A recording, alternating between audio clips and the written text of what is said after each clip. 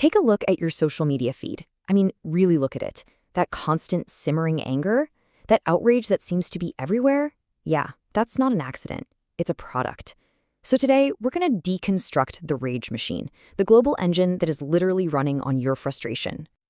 Just think about it for a second. That person, you know, the one with the flag in their bio whose every single post just makes your blood boil. Who is that? Is it a passionate neighbor? A fellow citizen who just sees the world differently? Or is it just a character?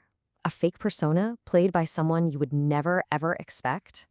Well, the reality is so much more cynical and, honestly, a lot more absurd than you can even imagine. So, how did we find all this out?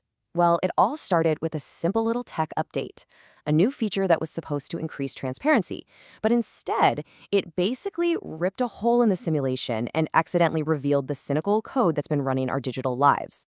The Platform X, they rolled out this little tag on user profiles. All it did was show the country their account was posting from, based on their IP address. The idea was simple, right? To tell you if an account called American Patriot was actually in America. But in doing that, it completely shattered the entire illusion of what we think online political debate is. Now, at first, the rollout was a mess. It was just wildly inaccurate. You had a major Canadian political party suddenly showing up as being based in the United States. The YouTuber Hank Green, who's never even been to Japan, was apparently posting from Tokyo. I mean, it seemed like a total joke. But then, the system started to get it right. And the truth it started showing us was way, way more disturbing than any of the glitches. And once the system corrected itself, well, the truth was just laid bare for everyone to see. We finally got to meet the real cast of characters who have been setting the world on fire, one angry post at a time. And wow, the scale of the deception was just breathtaking. That really popular America First account, Patriot Voice for We the People, yeah, it was being run out of Eastern Europe. The huge pro-Ivanka Trump fan account, we're talking nearly 1 million followers, posting nonstop about U.S. immigration. Its location was Nigeria. The Trump Army account, that was coming from India.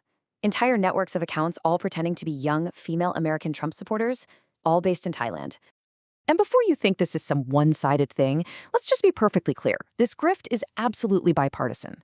An account calling itself a proud Democrat and a professional MAGA hunter was exposed as operating from Kenya. A huge Republicans Against Trump account based in Austria. You see, the crucial point here isn't the politics, it's that the political jersey they wear is just a costume. The game is exactly the same no matter the team, and you're the one they're playing. So what feels like your local, really heated political debate is actually a globalized for-profit industry. And it's not just US politics either. Researchers found accounts that were fueling these super polarizing debates about gay rights in Japan that were actually posting from Brazil. The conflict is manufactured. The outrage is an export. So if it's not about genuine belief, what is it about? I mean, why would someone in Nigeria or Thailand spend all day posting about American politics? Well, the answer, like it so often is just money. This isn't ideology, it's an industry. This business has a name, and it's a term you really need to know. It's called rage farming. It's not about winning an argument. It's not about changing minds. No. It is the cynical, deliberate act of making you angry because your anger is the most valuable and profitable crop that they can possibly harvest. And here is the brutally simple business model, and it's powered by X's very own ad revenue sharing program. Step 1, create a fake, emotionally charged identity. Step 2, post the most inflammatory, divisive, low-effort garbage you can think of. Step 3, just wait for people like you to get angry and fill up the replies.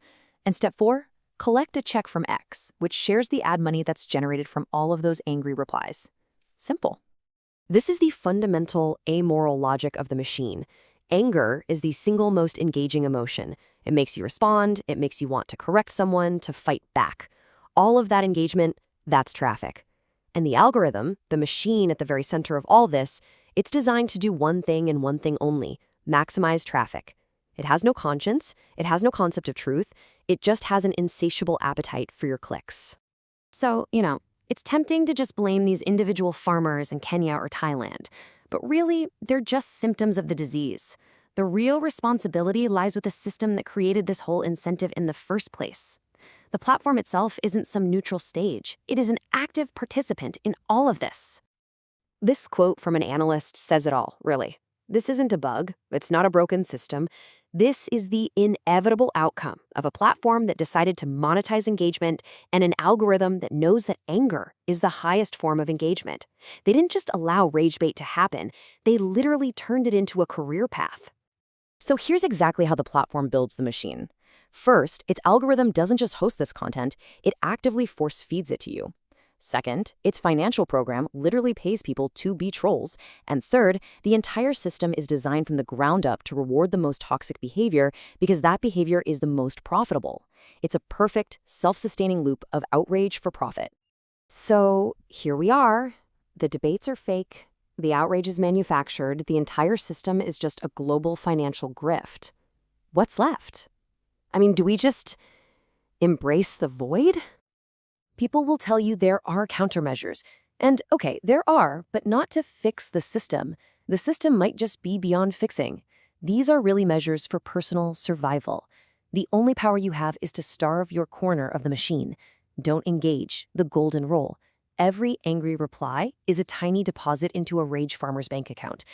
Curate your feed, mute, block, make your timeline a sanctuary. It's not about fighting back. It's about strategically disengaging from a battle that was never real to begin with. And that leaves us with the final, really uncomfortable question. If the town square is just filled with paid actors screaming at each other to sell ads, if the grassroots movements are actually astroturf from click farms overseas, and if the platform itself is designed to make you angrier for profit, what exactly is the point of being there at all?